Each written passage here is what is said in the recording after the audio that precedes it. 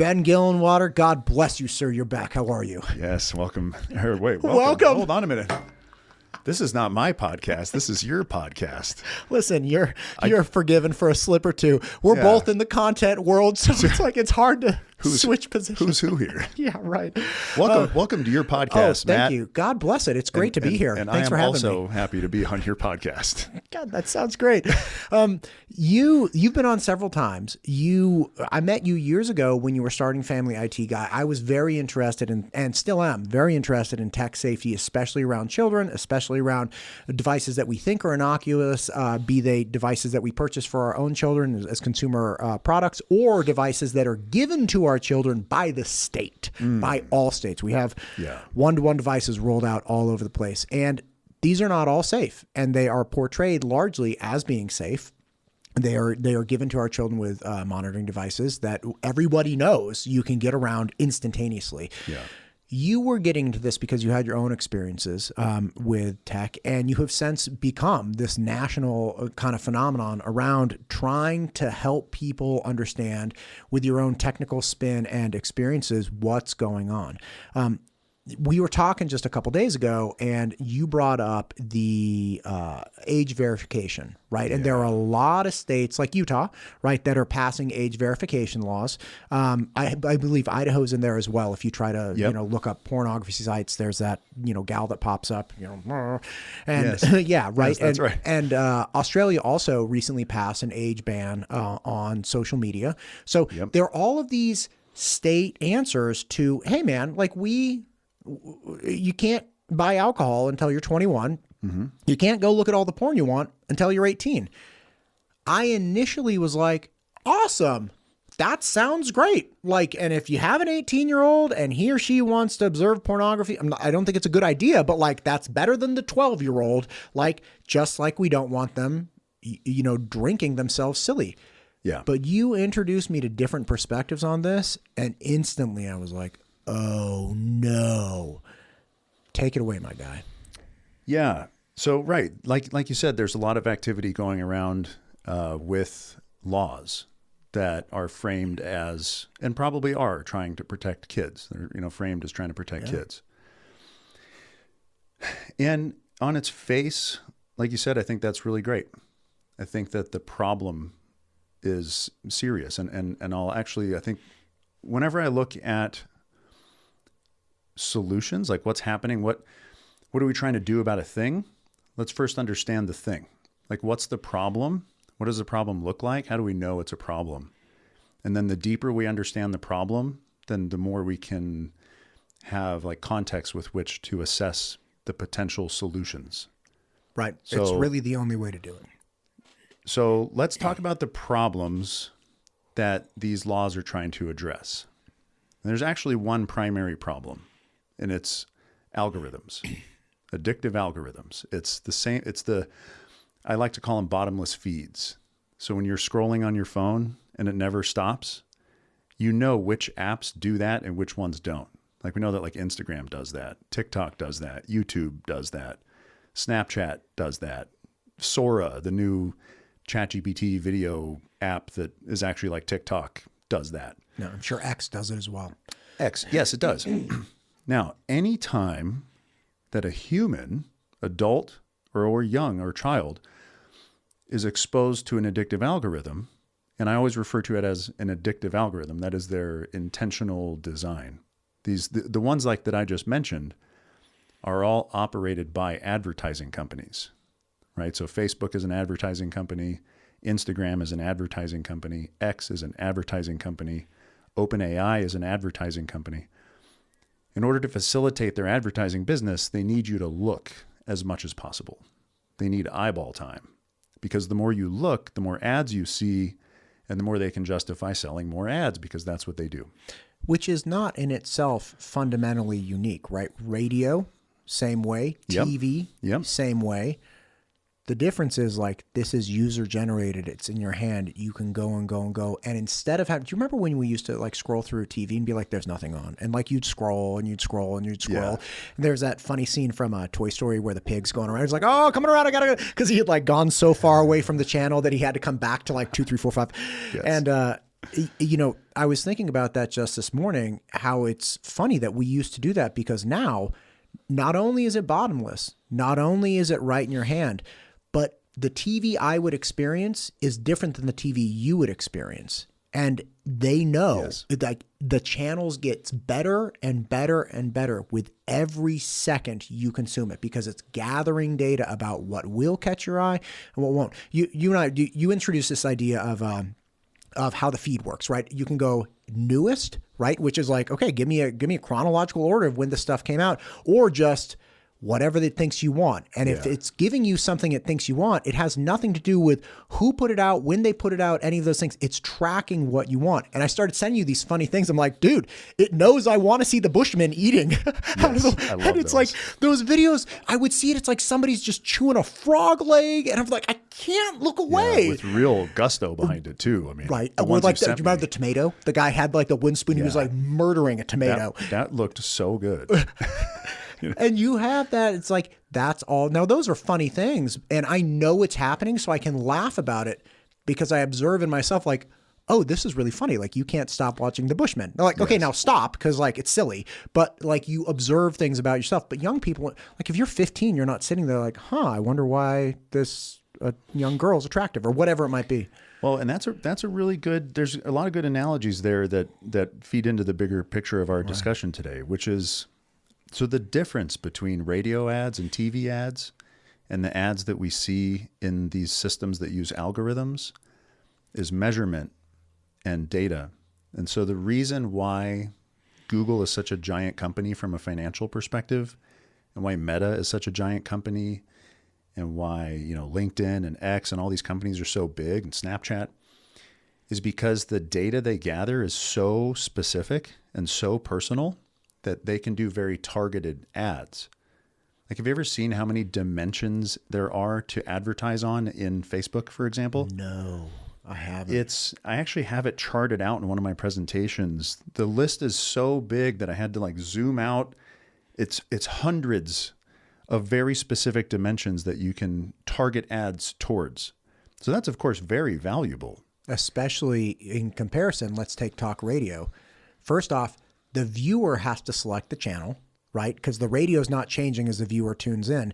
And if you're doing like talk radio, like conservative talk radio, there are like 2 channels in Idaho. Yeah. So it's like, if you're an advertiser, you're this incredibly like, okay, is he into home improvement? Like, is he coming down to Kendall?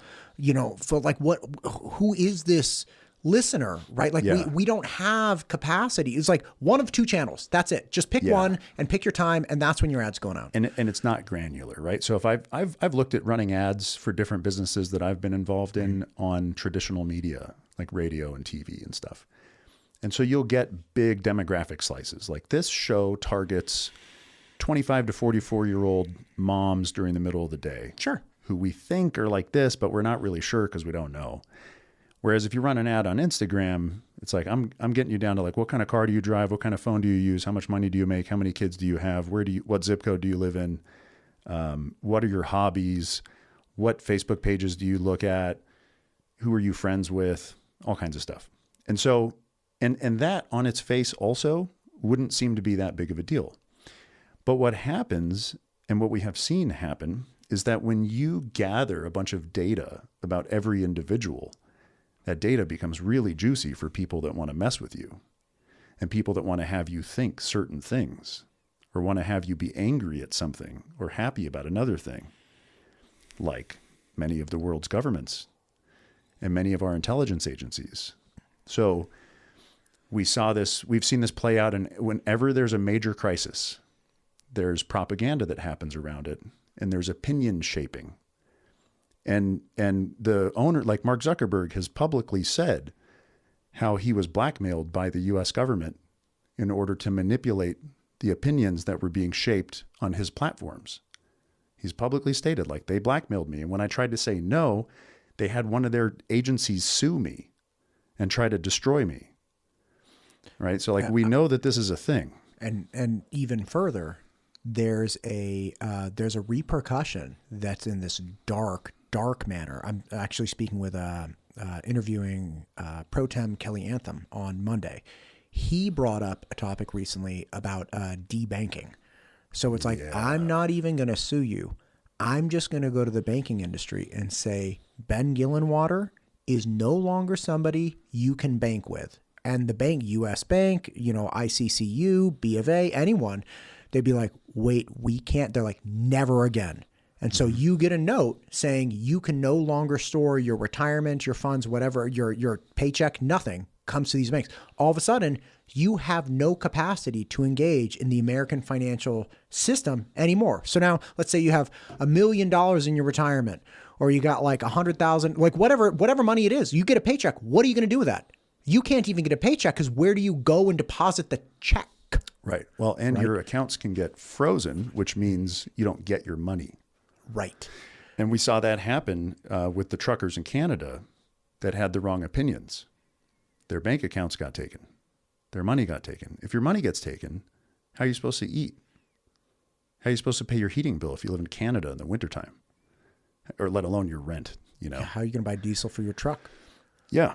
It's over. Like taking somebody's money has got to be one of the most, that's it. There's nothing else you can do. That's the lever. That's it. And so a big part of the premise for what I'll sort of express today is that when you collect information about yourself, or when you allow others to collect information about you, history has repeatedly shown us, modern recent history as well as all of human history, that information, if it's there, it will be used potentially against you or against others. But if the information exists, it's a tool that somebody can use. And there's a lot of powerful entities in the world that if they can, they will. And so that's a big part of the premise of that I want to talk about with these age verification laws. So let's define the problem. So the problem that's trying to be solved is these addictive algorithms that do manipulate our minds, whether intentionally or unintentionally, but they do manipulate our minds as adults, are even more effective on kids, to the extent that kids are being harmed at scale, constantly, all day, invisibly, piece by piece by piece. Anecdotally, there are very big problems with anxiety and depression. Now, I say anecdotally because it's hard to measure those problems. Exactly how many kids have anxiety and to what extent, and exactly how many kids have depression and to what extent. We do know that there are more prescriptions being issued for medications that address those issues than have ever been issued. Right. Suicide attempts, suicide successes. Now, that's the part where where we do have good data. So anxiety and depression, we have bad data. Yeah, right. Like scientific methodology type of data, like it's not that great to measure on. We do have good data on death. And unfortunately, the numbers indicate that things have changed in recent years, in the past 15 to 20 years, in a very big way. And specifically, between 2007 and 2019, if you take for every 100 deaths that occurs, the World Health Organization has statistics from analyzing death certificates around the world to show what is the cause of death. And they say for every 100 deaths that occur, like percentage-wise, the top cause of death is automotive accidents amongst young people. Sure. The second leading cause of death, which is roughly about, in 2019, and I specifically pulled data from the World Health Organization's mortality database up to 2019 because I wanted to have it be relatively clean against some of the COVID data, because COVID, of course, made things even worse. So pre-COVID, the suicide rate for young people between the age of 10 to 24 went from roughly 5% in 2007, which is very high. Right, 1 in 20. 1 in 20 deaths were self-inflicted amongst young people. And this includes, so they do 5-year age groupings. So 10 to 14, 15 to 19, 20 to 24. So those 3 5-year groupings have similar statistics. So let's keep in mind, this includes kids as young as 10 years old. 1 in 20 deaths were self-inflicted in 2007. In 2019, it was 1 in 5 Was it the number one leader? No, that made it the number 2. So it's now number 2. 1 in 20 to 20%. 20%. So a 4x. Yeah, depending on the age group, it's like 3x to 4x. And I have an article on my website, familyitguy.com, called Digital Danger Zone. And I have these charts that show this data. And I've mapped on the charts, like, what causes this? What occurred during these times? And you'll see on the charts, I mapped them from 1951 all the way to 2019 because I want to see the change over time. Because sometimes we hear about problems where the media might make us think that something's worse than it used to be. But if you look at the statistics, it's actually not. Right. Like gun deaths. Perhaps. Yeah. I mean, actually, I don't know, but is that a thing?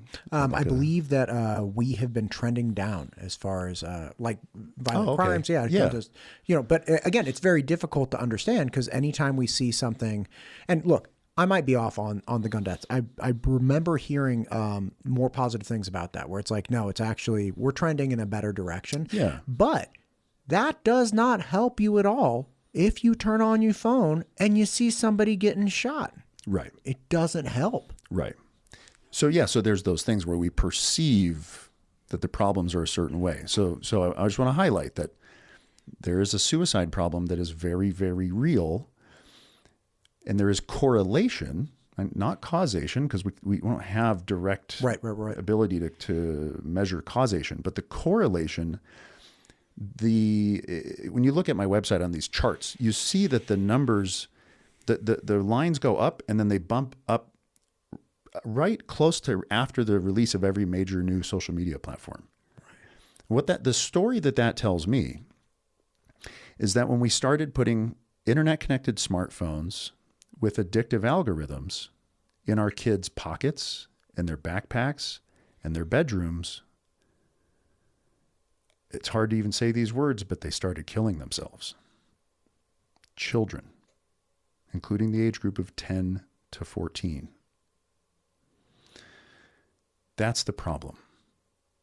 That's the shape of the problem. That's a big fucking problem.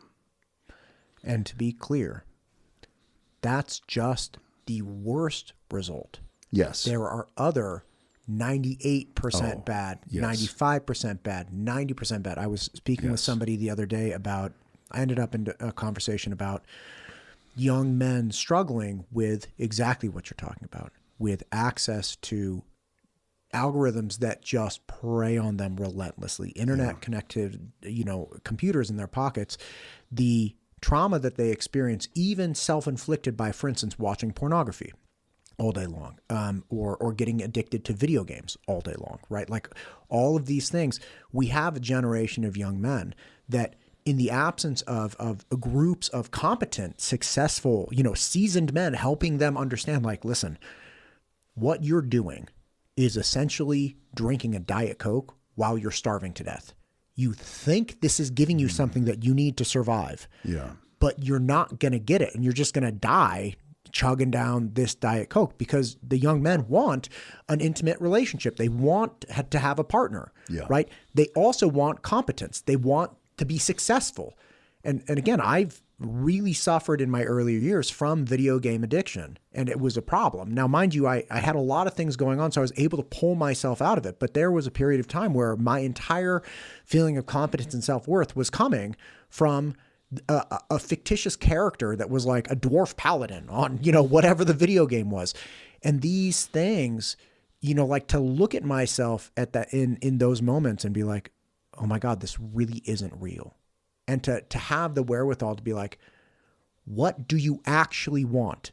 And what you actually want is this thing over here. What you actually want is to be jacked. What you actually want is to be someone that women look at and like, that's a great option. Yeah. And you think you're getting that over here, and it's not. And like, I remember this time when I was 20, like distinctly, I was like, oh my God, I'm never playing this again. Like, this doesn't help me. It doesn't get me what I want. What I want is hard.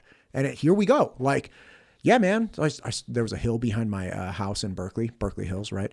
And it's like, I started running up it every single morning. It was long. It was like miles and miles, this hill straight up. And I would just run up this hill. Yeah. And it was, the first time it was terrible. Like I had to walk a large portion of it, and I was on the rowing team, but I had gotten injured. So I'd like fallen off the team, lost my structure, got sucked into this video game because I couldn't engage in competence in the real world because I was physically injured.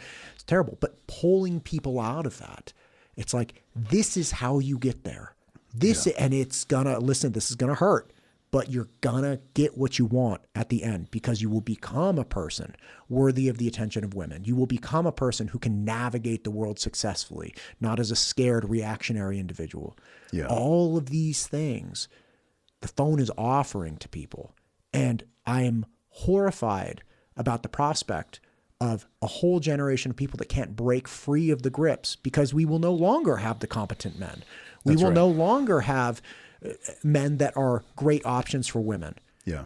You know, like, and even if they do couple together, imagine the horrendous result of that. Somebody's that's been addicted to pornography and fake success their whole life.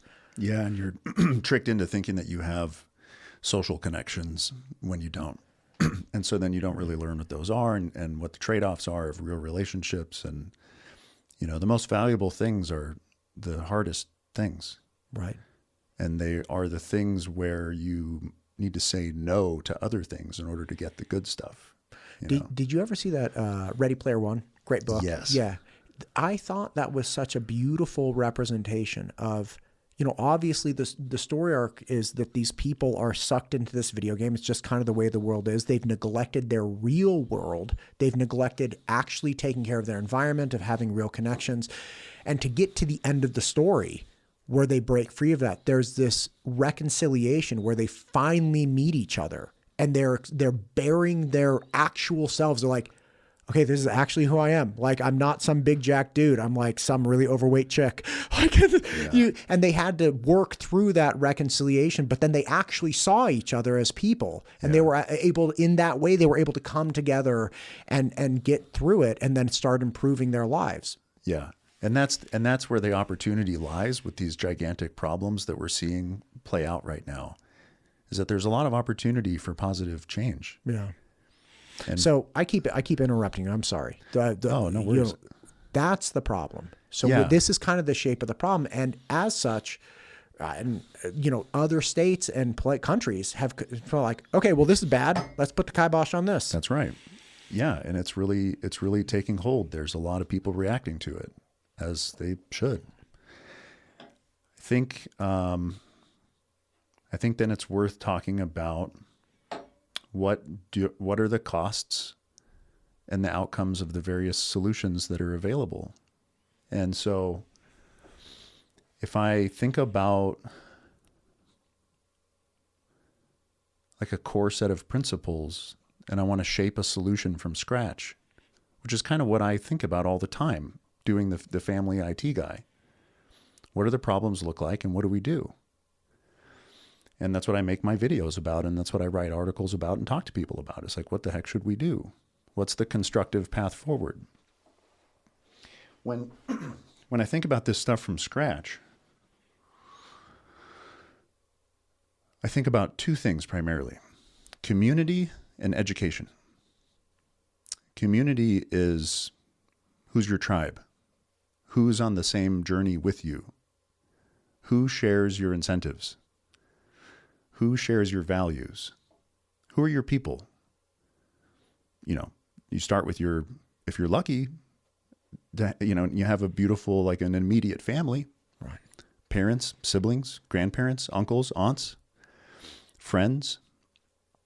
That's your people. Those are your community. And then as you interact with different elements of your community, as you extend outwards, you find other people with other incentives and other values. And then as you work through the world, you find those individuals that you connect with where you share things, right? So I always think of like, what's your inner circle? And then what's your community around that? Do you have one, or do you have to go find one? And then education. What are you aware of, and to what extent? And do you have the knowledge and the context with which to make informed decisions as you go about your life? So that if you choose path A or B, with every fork in the road that you come upon, which happens throughout every day, Right.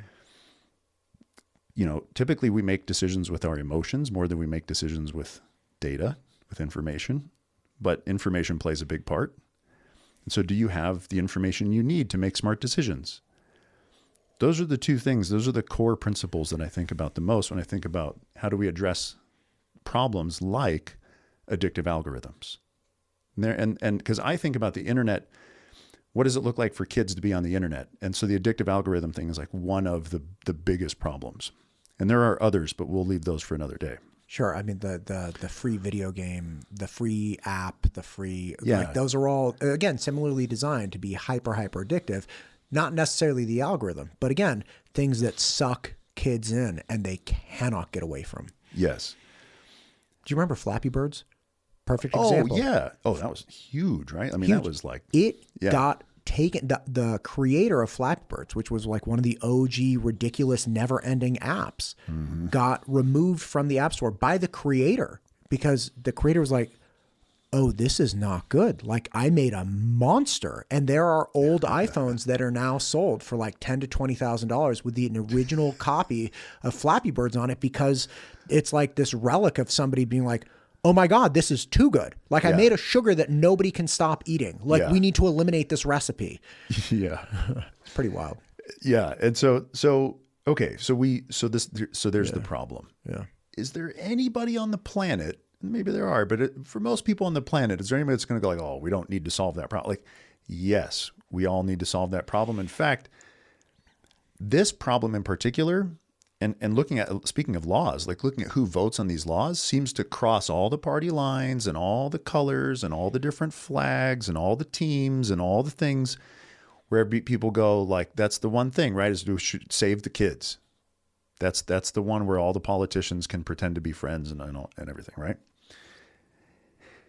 So yes, we should solve that problem.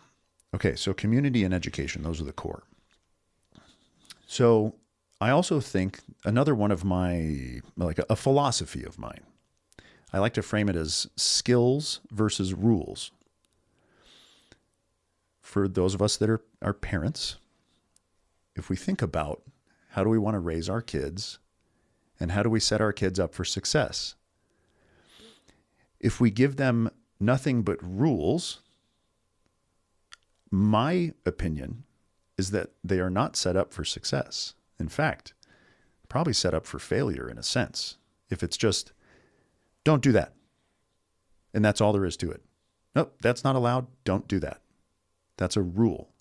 A skill is, maybe it starts off if it's a dangerous thing. Hey, don't do that. Like a knife. Here, like a knife, like anything dangerous. Don't do that. Let's talk about why, and let's talk about what that means, and then let's practice it together. Yes. And then let me actually expose you to risk in a careful way so that you can develop the skills that you need to handle knives. So that when you're an adult and you have knives of your own, you won't accidentally stab one through your gut when you There you go. bump the wall and trip and, or you won't stab your girlfriend or your dog or some crazy, because anything can happen. So skills versus rules. I think that when these gigantic problems that we're facing, these require skills. If we use rules to try to address these problems, it is my opinion that will be ineffective. Now, laws by nature are rules. Laws are, don't do that. And if you do that, I'm going to take your money or I'm going to take your freedom. Maybe both. Right. That's the simplest, that's regulations. Sure. Government regulations. That, in fact, that's what governments are. So I used to work for the U.S. government. I used to work for the NSA. I used to work for a defense contractor. I've been close enough to the sun to get a little peek into like the bureaucratic process to understand that governments are systems. They are not people. Governments are systems. They are regulatory systems. They create regulation and then they enforce the regulations that they create. Sometimes, most of the time. That when it comes right down to it, that's what it is. And so regulations are rules. And so whatever you regulate, if you're going to enforce that regulation, we'll talk about what that means with respect to gathering data and doing age verification.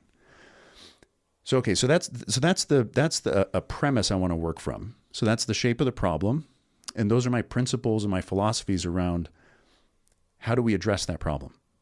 And this is all brand new stuff that humanity has never dealt with before. Right. And in fact, I think this might be one of humanity's biggest crises that has ever occurred, is what's happening to children right now, because children are the future of humanity.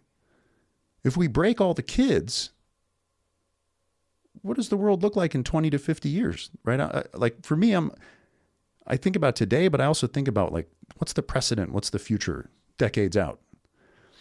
And it's not looking good. And so we got to address the problem. Okay, so there's all these rules being created by regulatory bodies, by governments. And the rules are that, generally speaking, across a bunch of countries around the world, and something like 22 states, I think, in the US, have passed rules that say that you have to show your government ID in order to access websites that are deemed dangerous by the government. Porn, social media, things that are, in fact, dangerous for the human mind, generally speaking. These are things that ruin people. And this is a mechanism similar to other regulations like drinking. We know alcohol to be dangerous to a degree, and we definitely don't want it in the hands of young people. So as the government does, they're like, well, how else do we regulate this elsewhere? We require identification. That's right. Let's require identification. So again, it's an easy concept. Just slip in. We need the idea. Yes. And if this is a society level, a humanity level problem, as individuals, it's normal to think that like, what the heck are we supposed to do? We got to look up to this mythical, powerful entity that has a bunch of resources that says that they're going to fix it for us. Okay, so you go to the bar and you're 16. And then the bouncer goes, hey, bro, you look a little young. Let me see your ID. And then now if you have the, what was the guy with the movie with the... McLovin? McLovin, right? So you can have your McLovin ID. Yeah. Otherwise, so you show him your ID and it says you're 16. He goes, no, you can't come in. Okay. But then the next guy in line goes and he's 22 and okay, cool, you can go in. Yeah, now, there's an access gate. The door with the bouncer is the access gate. You cannot access the alcohol unless you pass the gate. You pass the gate with your government ID. The bouncer doesn't then plant a listening device on you that tracks everything you say while you're in the bar, everybody you talk to, everybody you look at, everything you think. Like that's not how that works. He lets you in and you do as you please. And then you leave when you want and you make friends or not. You hang out by yourself. You talk to people. You talk about crazy stuff, whatever, right? Okay. Now, as of December 27th, you were a 15-year-old in Australia because their law just passed on December 27th. So you show up at the bar. You show up at Facebook. And Facebook says, oh, hey, you look a little young. Let me see your papers. Let me see your ID. Oh, I don't have an ID, but my parents do. Okay, well, here's my parents' ID. And it's got our home address and, it's got our full names and all this stuff. And then, oh, you're 15, can't come in. And you come, oh, you're 16. This guy's 16 because the law is 16 in Australia. Right. 16, okay, you can come in. Now, while you're here, we're going to listen to everything you say and take note of everybody you talk to and watch you follow around the internet of every website you go to. Because by the way, when you access social media, so Facebook, for example, they have tracking code because most companies use Facebook ads in some way or another. Most companies have Facebook tracking code built into their websites. So Facebook follows you everywhere. Facebook doesn't just follow you on Facebook and Instagram and WhatsApp. They follow you everywhere. So if I have the Facebook app on my phone, and it's turned off, and I open up Safari and go to D&B Supply because I'm looking for a rotisserie. This would explain why I get random things. So I go and look up a rotisserie, which I did. I got a rotisserie for Christmas. It was great. And go back to Facebook, all of a sudden it's like rotisserie ads all over the place. Yeah, exactly. So the DNB Supply website says there's a cookie in Matt's browser that identifies him with an ID number. That ID number went to dnbsupply.com and then went to this webpage in DNB Supply and then this webpage and spent 37 seconds here and spent a minute and a half there and 45 seconds there and then clicked the buy button and then did the checkout process for this dollar amount for these items and then actually finished the checkout process and the transaction was approved. All that data sent back to, typically speaking, Google, Meta, which is Facebook and Instagram and WhatsApp and Oculus, and TikTok. And then sometimes like, Reddit. Matt was interested in these products. He can't properly spell rotisserie. Like, these are the things. And they're like, okay, throw him some barbecue and maybe a spelling book. That is actually literally true. And so in this case, the bouncer gets to follow you and listen to you. And then all that stuff gets permanently recorded in centralized databases that belong to the companies that you're accessing. And some of it gets accessed by the third parties that they hire to do the age verification process in the first place. Now, that is very problematic because let me ask you something. Let's play a little like thought exercise. Why do you keep your kids safe? I'm assuming you do. I do. I try to the best of my ability. I keep them safe so they can survive and move forward in the world. And why do you want them to survive? Because I want to live forever, and they are an extension of my DNA. And what I think that's ultimately the answer we get to, right? Like that is like, and so if they survive, and if they stay safe and they're able to survive, then you want them to succeed, you want them to love, you want them to be happy, you want them have all the things I never had. Right. So yes, and so me too, right? So I think safety is not the goal. So these rules that are implemented in these regulatory environments imply that safety is the goal. Now, they don't even affect safety at the end of the day because they're not even affecting the root cause of the problem. The root cause of the problem is the algorithms, not the ages. But safety is not the goal. Safety is a means to an end. The goal, in short, for me, is freedom. And some people think, and it's interesting, I've had some, as you do, as one does, have conversations with people on the internet in the comments of my videos of like, well, you're just American and you guys in your freedom. People have said that to me. I'm like, well, if you don't want freedom, the opposite of freedom is slavery. If I have to pick out of the two, I'm like, I want the freedom. Yeah, right. I want to make my own choices and stuff. Now, granted, like I'm not normal the way that I think. I'm not your standard average. Like I don't follow. I'm an independent thinker, and I think of things from scratch. I don't think of things within boundaries. I think of like, how do I want things to be the way that I want them to be, and can I make them that way? So okay. So freedom, so let's talk about freedom.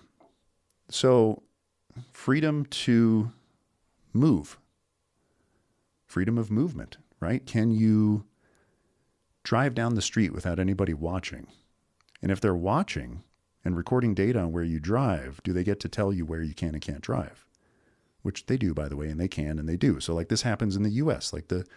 Just saw a video the other day. There was a guy who drives in Texas. He drives towards the border and back to his house every day. And DHS tracked him through the cameras on the highways and was recording his license plate and decided that his movements were suspicious and then pulled him over and harassed him and tried to arrest him for moving the wrong way. So freedom of movement. Can we move between cities? Can we move between states? Can we move between countries? There are some countries where you can't even move between cities without showing your papers and proving that you should be allowed to. I want my kid to have freedom of movement. I want my kid to have freedom of thought. If his thoughts get recorded, it puts his freedom of thought at risk. Because if you give data to regulatory bodies, they will regulate that data.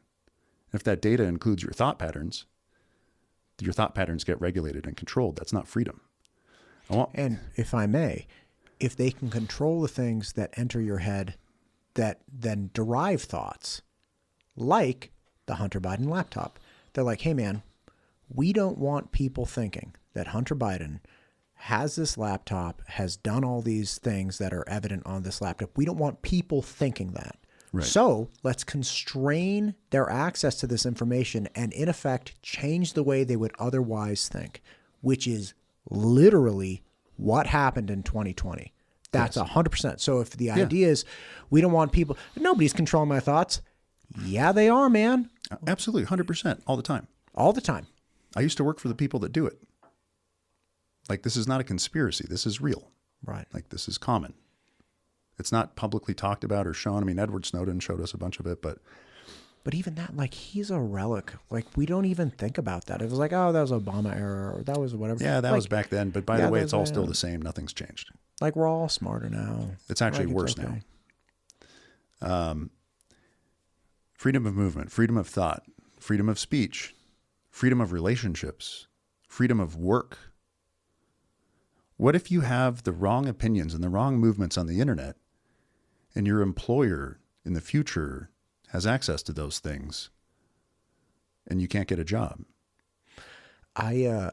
This is actually very relevant. I just published an episode, I believe it was last week, with Pam Howland.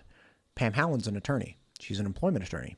And she came on to talk about the liabilities and obligations that employers have about employees' personal social media engagements, right? And now, again, this was really relevant, especially in the wake of Charlie Kirk's murder, right? Because we saw within the Treasure Valley people getting fired from their jobs for having the wrong opinion online. Now, that's couched in you have engaged in something that disrupts the work environment. And I'm not saying these people should have retained their jobs. They shouldn't. I don't know. But what I'm saying is that we are seeing, if you thumbs up something, that's considered speech, that's considered support, that could upset people. And if it's upsetting the work environment, your employer has an obligation to engage in this and start figuring it out. So this doesn't just apply to just social media. It applies to group texts, past and present. So something you said 5 years ago during COVID, and we were all trapped on group texts. Somebody digs far enough, and guess what? The companies that own that technology don't have to dig. If somebody wanted to get something on me from 2021, their phone would have had to been like on saving all these things. They probably have like text message chains that are like 50 gigs on their phone, and they're like paying all kinds of money to iCloud to store that. They're going to have to dig, find something. Not the companies that gave us the technology. No, they have automated analysis. If they want dirt on me, it's right there. It's already categorized. And you're already labeled and categorized in their systems. They don't even have to do anything extra. That's already being done. It's all, and again, to your point, freedom of work. Like, how hard would it be for somebody to just make a case that it's like, you can't have this person in your work environment?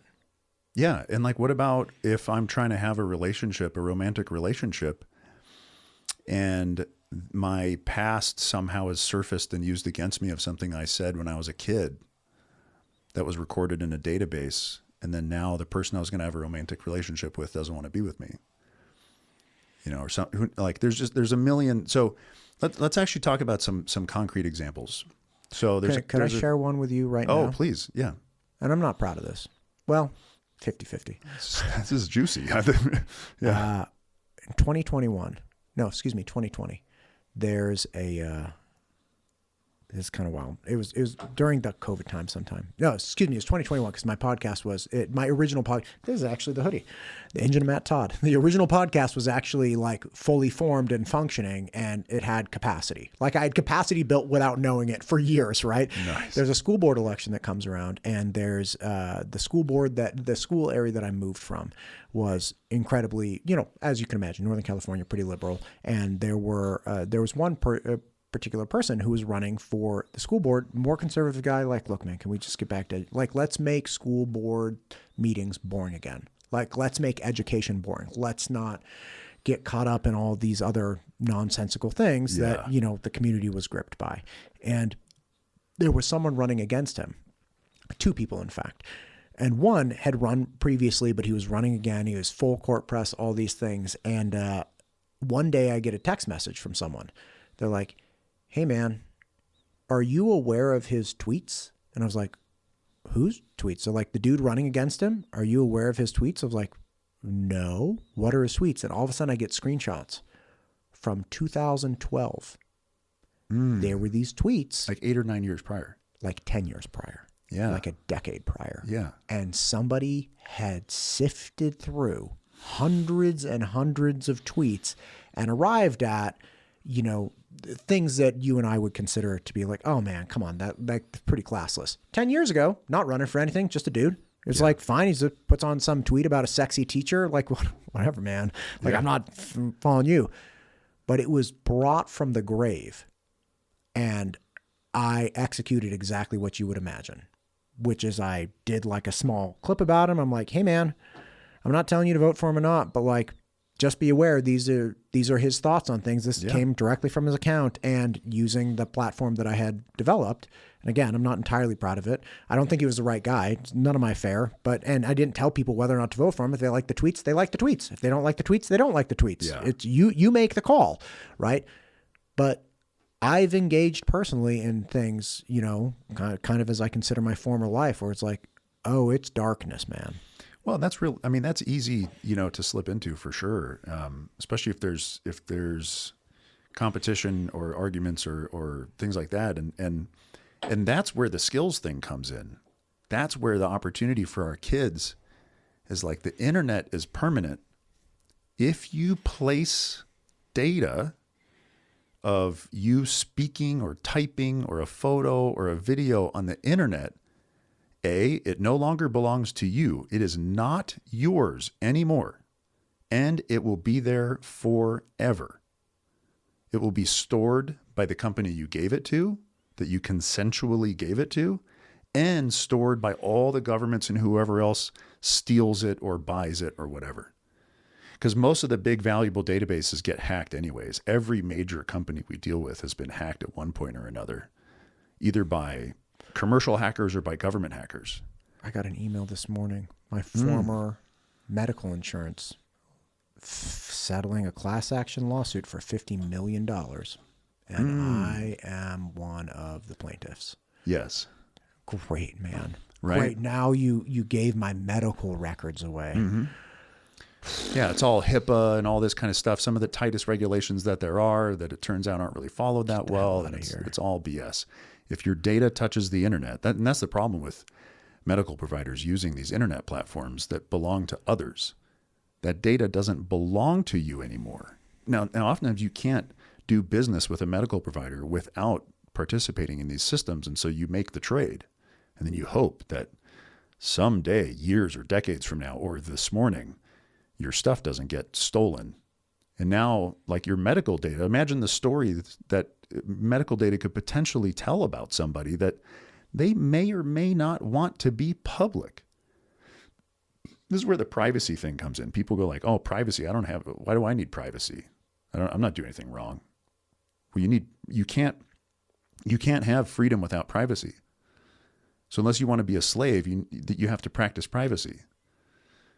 And privacy is easy to take for granted when you didn't have to work for it in the first place. And so we all just hand our information over to all these strangers all day. And for what in return?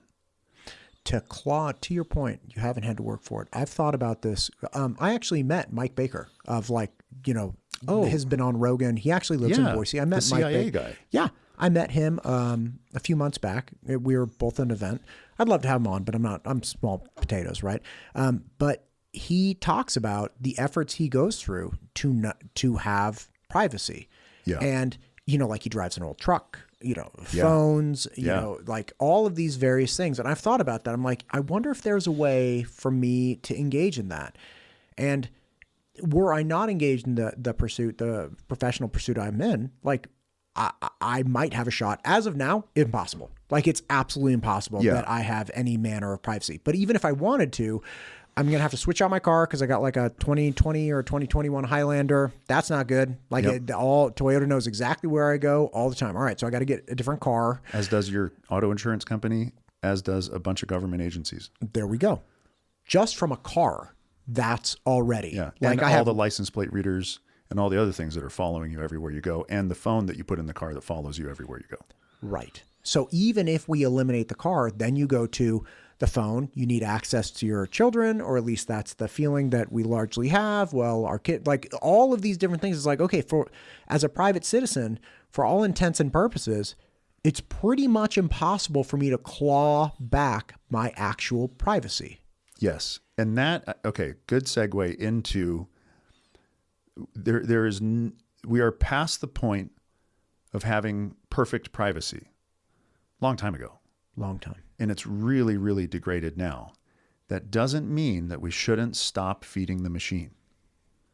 It doesn't mean, and it also doesn't mean that we can completely stop feeding the machine, because if you have a modern car, if you have a modern phone, which many people do, at least the phone thing. But the way I look at it is... And to your point, we can acknowledge problems with cars.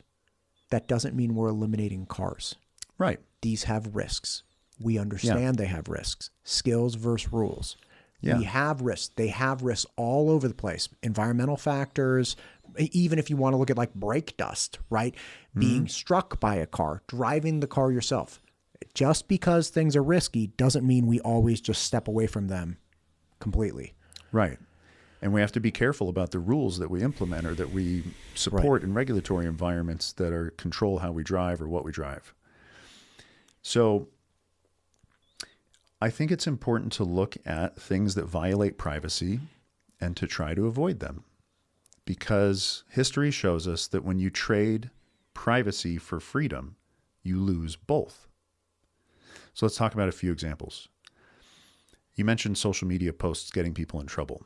In the UK today, January 2026, on average, 33 people a day are arrested for social media posts. Taken as probably feeling like they are free individuals and placed into a cage. 33 people a day for typing into a keyboard. Just words. I teach my kid that words aren't, if somebody says hurtful words to him, that doesn't justify violence in return. That justifies considering, where are those words coming from? How is that person feeling? Do those words actually have anything to do with me? If they do have something to do with me, how might I reflect on that? But they don't justify violence. But in the UK, they do. If you say the wrong words, you get put in a cage. 33 people a day. Now, to be clear, we have similar laws. If you're on a plane, you can't yell bomb. That's right. Right. So we have, collectively in the Western world, we acknowledge that some words in some situations can produce risk, an unreasonable amount of risk and probability of damage. So we actually have laws around, like, okay, you can't say this, you can't say that, like, or at these specific times. And the argument in the UK has become one that they're loosening the framework under which these utterances have risk. So they're equating, you say something online or you advocate. Like if I look at you, I'm like, I hate that guy. You should go kick his ass. Nobody's going to arrest me person to person. Now, if I'm in front of 10,000 people at an auditorium, they're all worked up. I'm like, I hate that guy. You all should go kick his ass. Yeah. 10,000 people are like, ah! That could get me arrested, right? But they're starting to apply these principles as if you're always talking to a stadium full of emotionally charged, 10,000 people that are ready to go do whatever you want. Whether or not something, like, it's not like somebody tweets something online and somebody shows up to a pizza place and shoots it up, right? Terrible, terrible idea. Were that to come to pass, they're like, why did you do this? Well, this guy said this online. Who's the guy that promoted that? Okay, great. I could see that. That's really bad. That's a horrible scenario. You have to consider the You nuance. have to tease it out. It goes to court. Right. Is it a thing that should be prosecuted or not? And all, right. Right. Yeah. I start an account on Facebook or Instagram or X in the UK. I have 0 followers. I say something bad. That's akin to me being in an empty room saying, like, you should go kick his ass. And then they come knocking on the door. right? So we have, in the Western world, we have responsibility for our utterances in specific situations, but the UK in particular is really stretching hard to start applying the risk profile to different, less risky situations that classically in the United States do not warrant that kind of action. That's right. Because the only thing that bureaucratic security apparatuses can do is grow. Bureaucratic security apparatuses cannot shrink. They can't. And the reason is because those bureaucratic security apparatuses are administered by political executives that allocate budgets. And the incentives for those political executives, their performance incentives, are primarily tied around election outcomes. And if you are a political executive, and by executive, I mean like senior politician that Sure. Congress, Senate, Right. whatever it is, that if you allocate big budgets and you turn off budget to a security program that looks after speech, that looks after violence, that looks after whatever it might be, and then something bad happens, you don't get reelected. So you cannot shrink security programs that are instilled in bureaucracies. Bureaucracies themselves by nature can only grow. And when you do personal security, when you have bureaucracies look after personal security, it never goes back. So one of the examples I was going to bring up is the Patriot Act. The Patriot Act was written to be temporary. It's been 25 years. It's still there. Less than 1% of it is used for its original purpose, which is fighting terrorism. The rest of it is used to follow journalists, private citizens, label people as terrorists, and then bypass the standard process in which you have to be innocent until proven guilty. And actually makes it so you're guilty by default. So once you insert a wedge of security, of personal security into a bureaucracy, that wedge can only expand and grow. We see it with the TSA. Now they try to trick everybody into face scans. They don't even tell you it's optional, even though it is. And they get mad at you if you don't do it.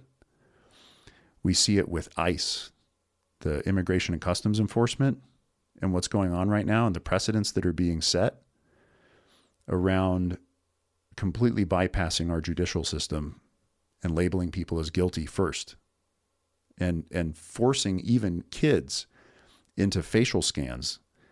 So like the ICE agents have this app on their phones that's made by Palantir, where they'll walk up, and if they think that you're a bad guy, regardless of your age, even if you're a kid that's happened in Illinois, there's a bunch of kids on their bikes outside of their high school, and ICE went up, these ICE agents just scanned all their faces.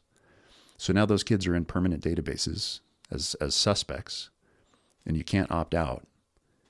And maybe they're citizens, maybe they're not, but that's not how that's supposed to work. And then if you do that now, if you insert that wedge, what's the next political executive group going to do with that? Once it's in, you can't take it out, so it's only going to grow. To the data collection point, there are also engagements where they're enticing you to give up information that you will never, ever get back. And yeah, we can talk about ads, consumer preferences, some of your darker thoughts, like, okay, that's not good. They catch murderers all the time off of 23andMe. And that DNA gets stored. It doesn't even have to be you. I can't remember which serial killer it was, but a family member, I believe, sent in DNA, and they're like, "What? This is like a really close match. Who's this person?" And then they're like, so it's like if my sister does a DNA test, or like my family member, if like all of these things, and it's like, oh, look, I'm like half French, or like, oh, I'm not actually Mexican. Who knew? Right? Like, I'm Mexican all the way. I'm never giving up, never going to find out, because they'll store that, and that will be in a database that the FBI will liberally scrub and double check and have forever. It's ever. They're never gonna scrub and just throw away the DNA samples that U.S. citizens voluntarily gave. No. And they're actively solving crime. We see it in the news. They solve crimes with this. So, and if I was them, I wouldn't give it up either. That's why you shouldn't not. give it to them in the first place, which is the core premise of this conversation today. Don't give it to them in the first place. It's dangerous. I think that this is one of the most dangerous things that we could do as a society, is instill further monitoring systems that are deeper into our persons and deeper into our kids. We are setting them up for failure by allowing governments to eventually regulate. Because if you give the government the data, they will use it. Governments are regulatory systems. So how do they use data? They regulate with it. How might you regulate if you have somebody's movements and conversations and relationships and thoughts and desires and fears? However you want. And the idea is with this, that with instilling a government bouncer at the gate saying, hey, who are you? Because I got to be sure if you're coming in here, once you verify who you are, they're like, gotcha. And I'm coming along with you through everything. That's right. And that's the nature of the age verification for social media. And it connects all the dots. So now all the systems get connected by your government ID, your serial number that the government gives you, whether it's the driver's license serial number or your social security number. That now is a dot that connects all the systems together. So now it's a giant web of a single centralized database of everything Matt does. And if we just want it for social media now, well, we've already got the wedge. We want to just tack one more thing onto it next time, and then tack another thing onto it next time.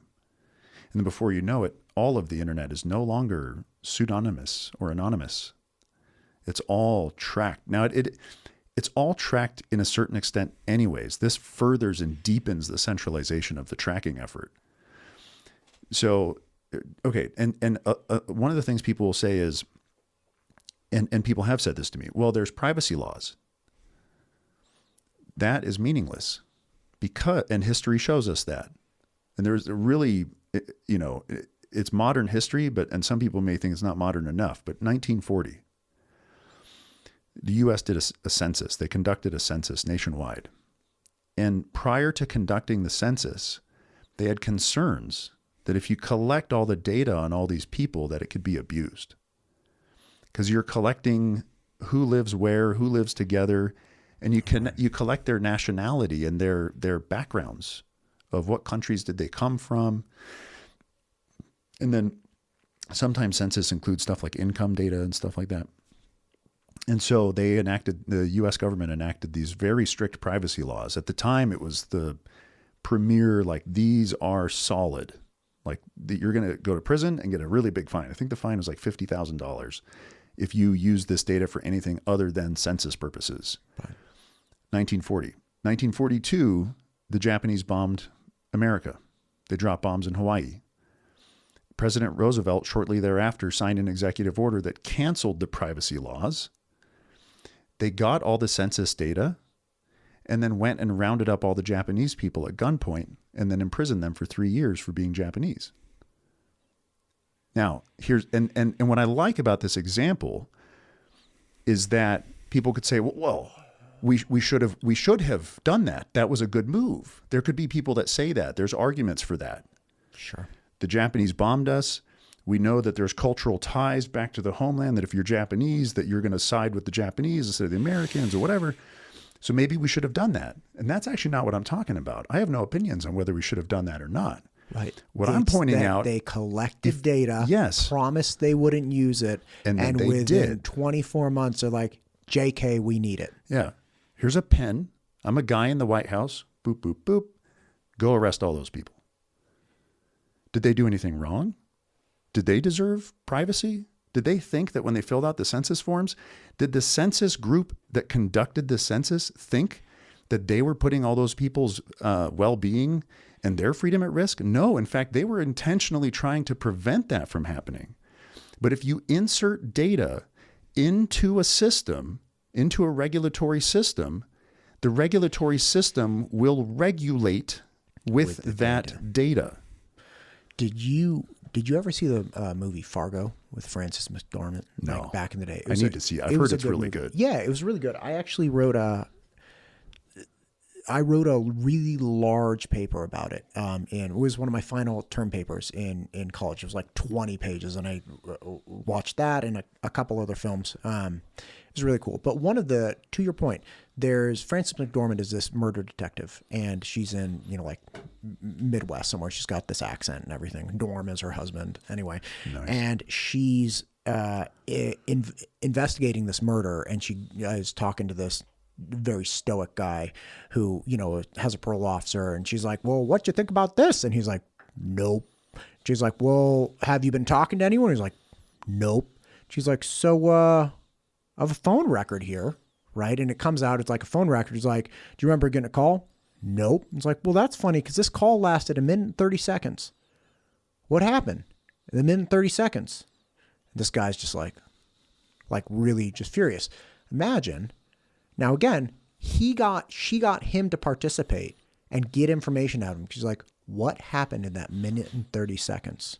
Okay. Now, they don't know, and there's no capacity to know because this is old, analog phones.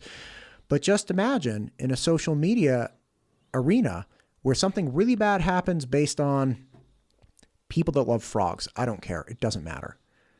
And somebody comes to you one day and they're like, you spent 5 minutes watching this frog thing, which is tied to a mass bombing in downtown. What were you doing?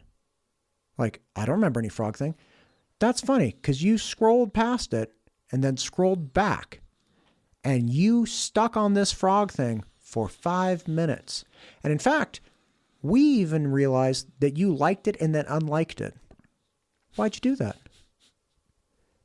And that's not a stretch in the least. No, you haven't not. Hey man, what were you doing? Yeah, absolutely. And then you apply that to any scenario you could possibly dream of. Right. And say you have a parole officer. Say you're on probation. Say you're somebody on the rocks with your wife. Hey, man, what were you doing? Because as part of your parole, you're not allowed to engage in these things. And I know you watched this. Mm-hmm. And I know you watched it twice.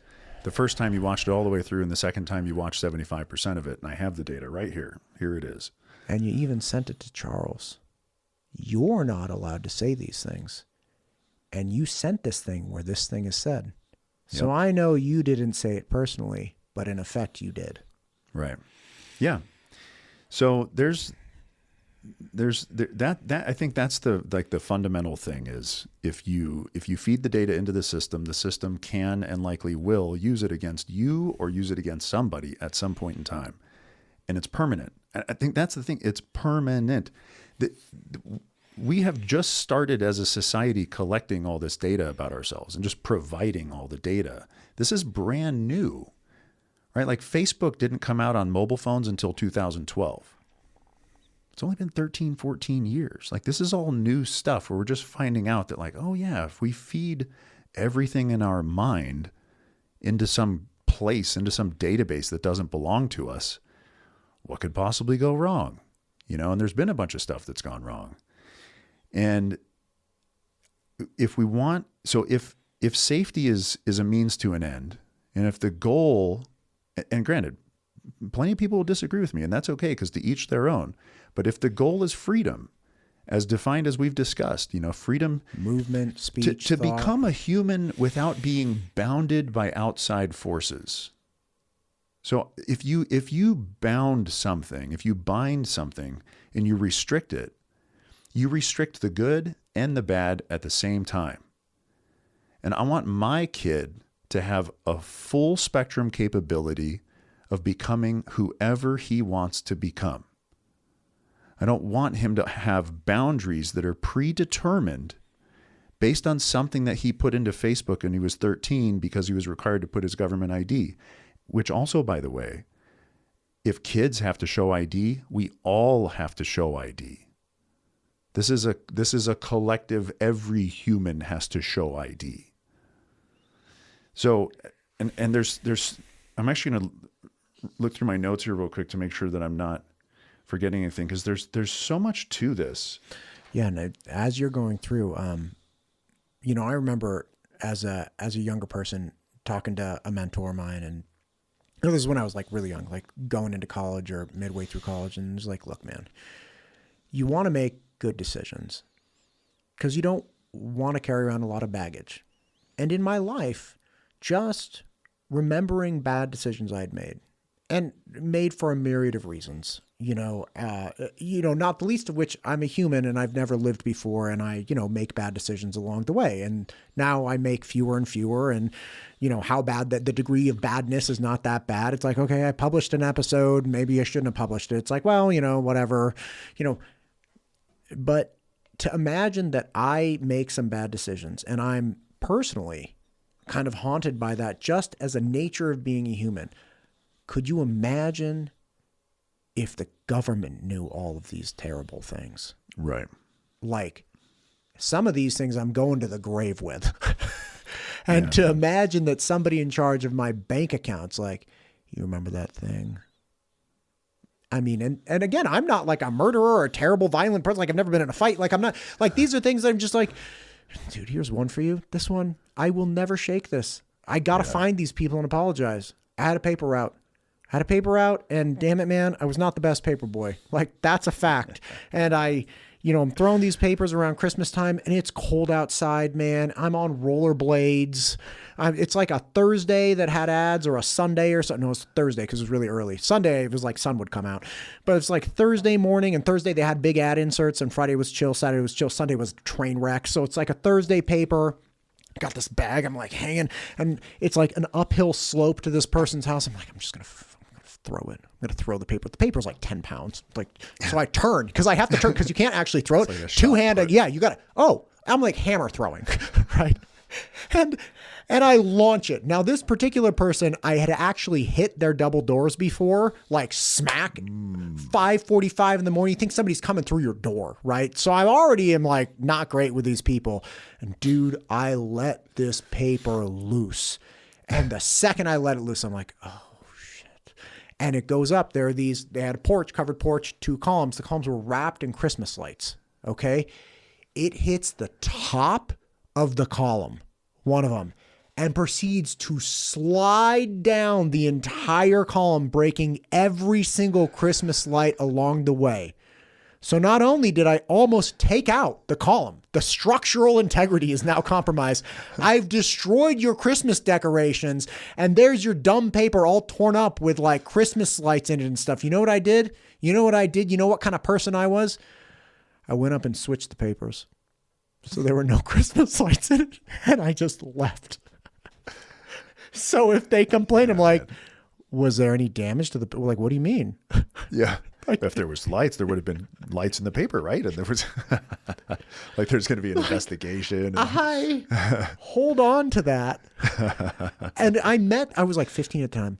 I met them in passing years later. I'm 18 years old. I'm dating this girl that, worked at Applebee's with me, and she had gone to this other nicer high school. She's like, let's go to my friend's house. I'm like, cool, man, friend's house, whatever. Like this girl, I'll go to your friend's house. It was their house. Ooh. And then she didn't know about the Christmas lights. So she's like, hey, Matt was your paper boy. Dude, the look on the mom's face was so hard.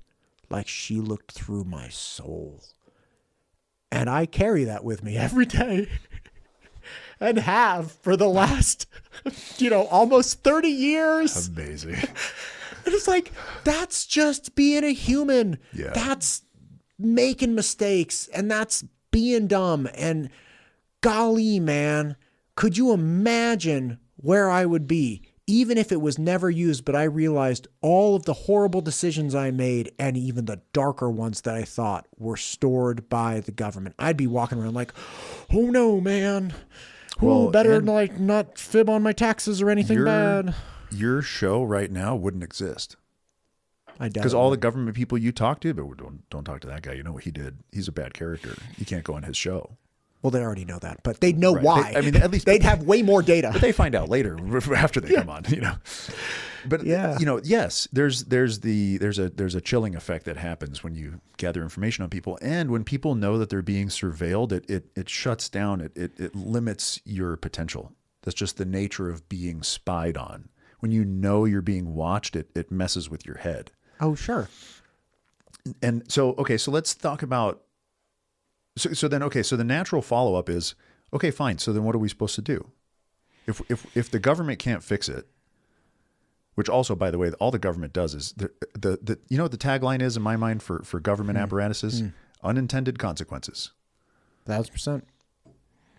And I'm not referring to individual humans that administer the government. This is not commentary on a political party. This is not commentary on any person. My wife worked for the CIA for 30 years. She gave everything. It's like, yeah, okay, great. That doesn't mean the CIA is great as a system. Right. These are systems. And the nature of the system, it's very practical. And so let's all be very upfront about, like, what does that mean? This is not about people. It's not about parties. It's not about colors or teams. And so, okay, so what do we do? So education and community are the foundation. And that so on the community aspect, the center of the community is us. And as parents, we are the center, right? We are the if you have the rings that break out, like we're the dot in the middle. What relationship do we have with our technology? What do we demonstrate to our kids when we interact with these addictive algorithms? So how do you develop the skills? So if it's skills instead of rules, how do you develop the skills? My opinion on how you develop the skills is you start with yourself. Because parenting, a big part of parenting, I think, is behavior modeling. Of course. So you're rude to your wife, your kids are going to be rude to their wives. Yes, right. Your wife treats you like junk, your daughter's going to treat their husbands like junk, or higher probability. Yeah. The number one cause of death is automotive accidents, right? So the number two is suicide. Number one is automotive accidents. How do we drive? So that when our kids turn 16 and get their driver's licenses, how do they drive? Now, they might still drive crazy. I did. We all do, especially guys. But we have that planted in there. We have the skills, especially if our parents have helped us practice and like didn't just throw us the keys and off you go, which typically you practice driving and stuff. Right. And if you're lucky, you get a bunch of practice. And if you're lucky and your parents are smart and your parents are intentional, you get very intentional practice, and you practice emergencies and you practice rain and all this stuff. Sure. So that when your car slips in the ice, that you've done it before and you know which way to turn the wheel. Right. Okay, so then how do we behave with our technology? How do we as adults and as parents interact with these addictive algorithms? How do we express our values? So if our values are safety and health and happiness and love and these things, like these are what my values are based on, the way that you strengthen and practice your values is by saying no to the things that threaten your values, and by exercising boundaries, which is in itself behavior modeling. What boundaries do you set when it comes to technology? What boundaries do you set when it comes to addiction? Are you aware of the fact that you may or may not be, and probably are, because there's 5 billion of us that are addicted to these algorithms, which is fair because they're designed by the world's best addiction experts, objectively speaking. So it's normal to be addicted to these things. And how vulnerable can we be for our kids? Because the only way they can learn the skills is if we're vulnerable with them and we say, hey, son, daughter, 8 years old, 12 years old, 5 years old, I'm going to tell you a story that makes sense for your maturity level, and I'm going to show you the patterns on my phone and my screen time measurements that show how many hours a day I spend on Instagram or on TikTok or on Snapchat, and why I think that might be a problem and what I'm going to try to do about it. And if it's 3 hours a day now, I want to drop that down to 2 hours over the next 2 weeks. And it's going to be really hard, but I value my health, and I value, from talking to my kids, like I value my connection with you. I value my connection with my wife. And I think that if I reduce my time on these apps, that I can spend more time with you. And so I'm going to show you next week on Thursday, we're going to do a family check-in. And I'll show you if I succeeded or not. And I'll get to show you that sometimes I'm going to fail. And that's okay. And that failure is a great way to learn. And I'm going to be vulnerable with you. And I'm going to demonstrate to you through behavior modeling that I can embrace failure and then grow with it. And then I'll try again. And that when we're driving and that when we're at dinner or when we're standing around in the living room together and I'm tempted to check my phone and you see me do it, that's me trying to fight with it. And let me show you how I deal with it. And the thing is, man, when it comes down right down to it, because people are going to be like, well, what about all the parents that don't do that? The sad truth of life is that not everybody succeeds. But the government has nothing to do with that. Right. Just because you don't like the way, or objectively, we could agree, however you want to do it. I know children from the age of like 5 or 6 that had 24-hour access to iPads, flat screen TVs in their room at age 9. Yeah. 24 would go to sleepovers, and the parents of the hosting house would go check on the kids, 9-year-olds, at 1 a.m. And one of the kids is just on the iPad. She had to take it away. She's like, you can't. You got to go to sleep. And he's like, it's okay. What do you think's happening with that kid in school? What do you think's happening with him socially? You know exactly what's happening. Yeah, he's having a bad time. He's having a rough go at it, man. One of the other things that somebody asked me to, and I got to talk to you about this later, but somebody asked me to do a presentation, like a kind of a tech safety presentation, and they want this campaign for a high school where they're like, is there something we can do? And it's like, yeah, tech safety, fine. You're dealing with like 16, 17, 18-year-olds now. You're kind of out of like, yeah, they need to be safe, but they need to be self-regulating skills, right? Skills. And my emphasis is like, man, helping them understand that they have these inherent desires within them. And not just men, right? Women have desires too. They have these inherent desires with them. They also have crutches, like if I got to text you back and I don't want to text you, and I know if I look at, the text messages, it's going to be a problem. I just write to Instagram, just scroll real fast and it'll go out of my head, right? Like we use it as a distractor. We use it as whatever it might be. You want entertainment. You want to feel important. Somebody liked your stuff. Like all of these wants, right? We have these wants. And the emphasis that I was talking to this person about is like, you need to design a campaign where the kids, just as an experiment for a week, have a little tiny like flip, like just the facts, man, like a little thing they carry in their pocket. And every time they reach for their phone, they're like, what do I want? And then they write down what they want. And as they aggregate the data of what it is they actually want as they're reaching for their phone, they will see like, oh, I really I want to talk to somebody. Like I keep looking at my phone to see if like anyone's texted me, like I'm lonely, right? Or gosh, man, like I keep watching these science experiment videos that are really, really cool, but I'm not building any. What I want is to like interact with physics, and like if it's what I want is the attention of a woman. What I want is the attention of a boy. Whatever I want, what is it I want? And having that moment of self-reflection of like, okay, now that I know this is the target, this is what I want. How do I actually get that? And that's when you go to somebody who's a mentor or a guide or like, okay, look, as silly or as ridiculous or as whatever it might be, this is what I want. And I keep reaching for this phone to get me this. And I realize it's not going to, how do I get this thing? That's one of the biggest skills I think that can be imparted onto young people. It's like they're tapping into what you want and you don't know it because you haven't identified what you want. But if you observe yourself, you will see what you want. And then you can work towards having that. If you have a great, intimate, caring, well-rounded relationship with a partner, maybe you won't be driven to pornography. I'm not saying you won't ever, because like there are some people that really, it's like alcohol. It's like you can't have one beer. Like you go straight to like the handle of vodka. Like, right. It's still a risky thing. I'm not recommending it. Like, great.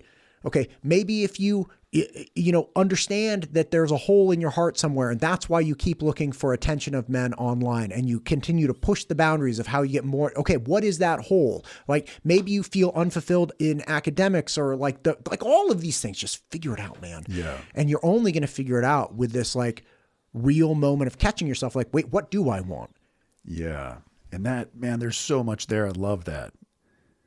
It reminds me of this concept. I had this guy called Mike McLeod on my podcast, and he's an executive function deficit disorder specialist, which he says is actually the true way to phrase ADHD. It's an executive function disorder. Now, sometimes there's actually brain differences. Sure. But for the folks that don't have brain differences, they haven't practiced executive function, and what you're describing is executive function. And executive function, luckily, he said, is one of the most, you can develop it. So if you grow up as a teenager without it, you can develop it later. Yeah, I'm living proof. You can develop it later. Me too. Air 5. There we go. Yeah, and also sitting in your emotions and seeing your parents or other people you look up to model that behavior of like, these emotions hurt. What is that? What emotion is that? What does that feel like? Am I going to skip over it, or am I going to actually sit there and feel it? Because I think one of the things I think about is like the internet is chaos. And the antidote to chaos is stillness. And stillness you have to practice. It's not something that just comes, because internally our brains are electrical machines. Electricity flows down the path of least resistance. But the path of least resistance is not always what's best for you. And so that's where you could defend your values and have boundaries and think to yourself, if you have executive function or if you have self-awareness, what do I want? Is it the thing that's at the other end of the path of least resistance?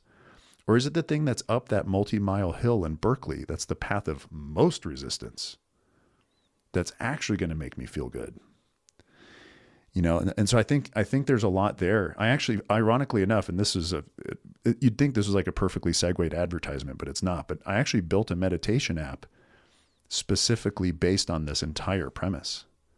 And I have it on my website. It's called Being, 1 Minute to Calm. And if you use it for a minute, it makes you feel calm. It's a method that I borrowed from Dr. Daniel Amen, who's a kind of a well-known brain doctor on the internet. And he has this breathing exercise routine that he talks about. And so I coded it into an app, and I have it on my watch. I use it before podcasts, and I use it before meetings, and I use it between stuff. And that's how I practice stillness, because the world is so chaotic. And so I think that modeling that behavior is a big deal.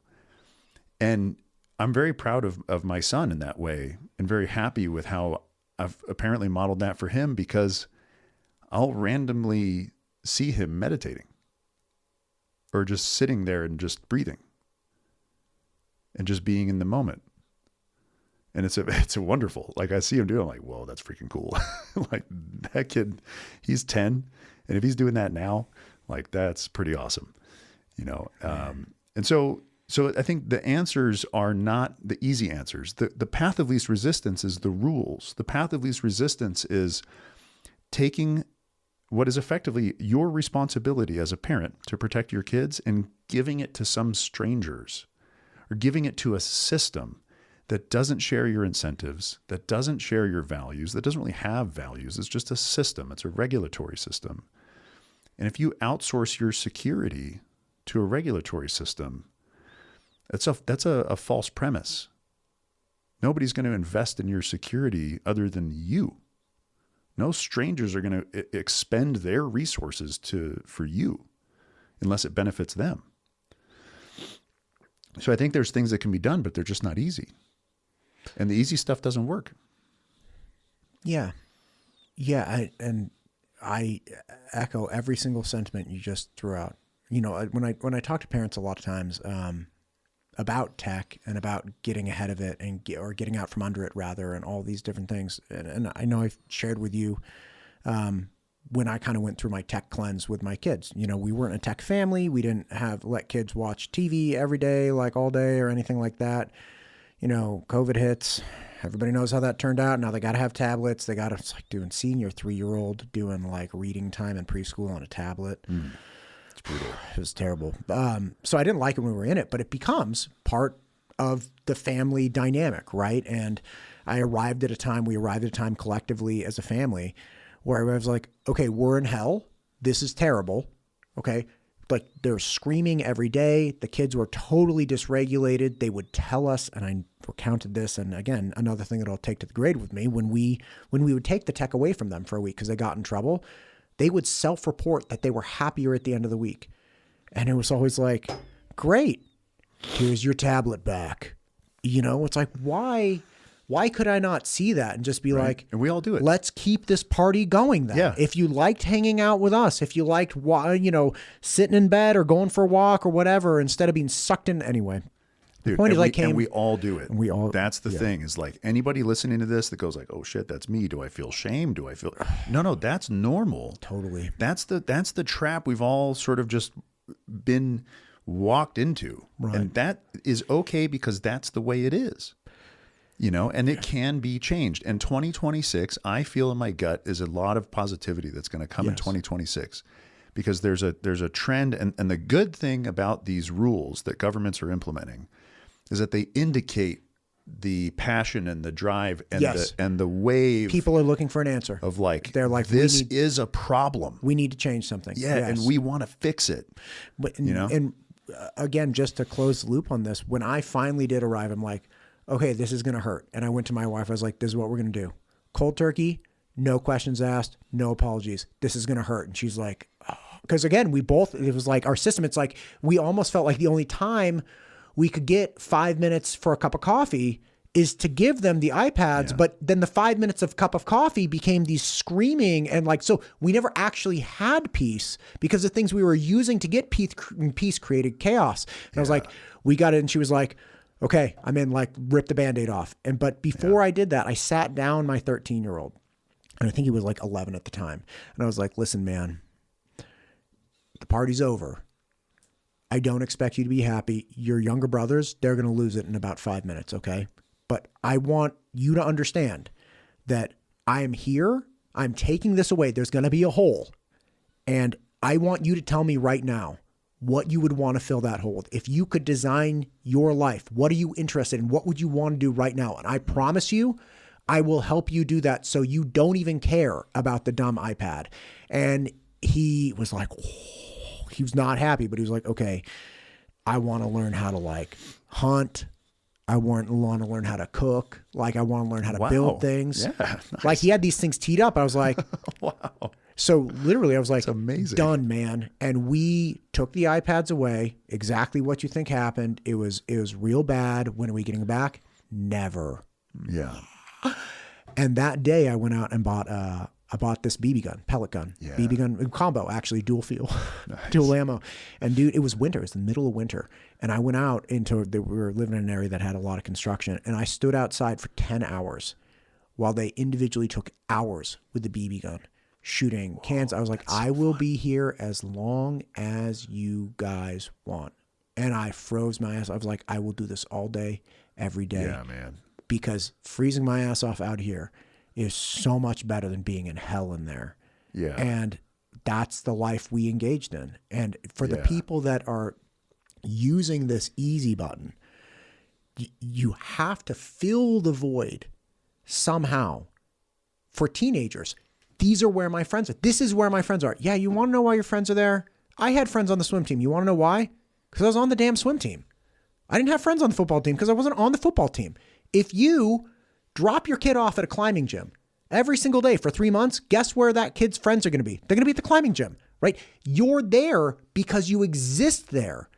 If you break free of that environment somehow and help cultivate a different community or different environment, that's where the friends will be. That's what's going to happen. And it's on me that my kids had, friends. They didn't really have friends, but like they were engaging in this life online because that's where I allowed them to engage life.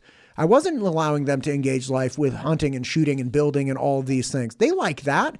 I build stuff with them all the time now. They love it. They're so proud of it. They got me a branding thing for Christmas that has like it says the ranch and it's like the windmill. So we can heat it up and brand crap. That's what you have to do. You're going to remove them from a world that they thought they couldn't exist without. And you cannot say, give me this phone, go do something. And then just start going on your own phone. Yeah, and they're like, oh, you're a hypocrite. And maybe what am I supposed to fill this with? Too. Can I go wander the streets? No, you'll get grabbed. Okay, so I can't go outside. You're on your phone. I got nothing else to do. That's not a recipe. It's like, put the phone down. We're going to go rafting. You're not even going to remember what your phone is by the end of this. Put down your phone. We're going to go shoot stuff right now. It's going to be awesome. Get in the car. Yeah. Put down your phone. We're going to go ride over the BLM. Here we go. Hold on. Yeah. Right? Like, dude, fill it. You're going to have to fill it. This is the plight of the contemporary parent. You're going to have to fill their life with things that draw them away from the infinite pleasure of their phone. Yes.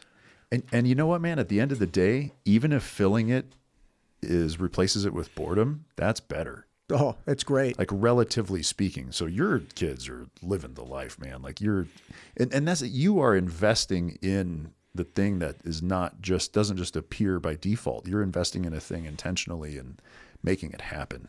Yeah. And so, I mean, your kids will benefit, and I'm sure already have, in huge ways. Like, that's amazing. But dude, look, contemporary problem.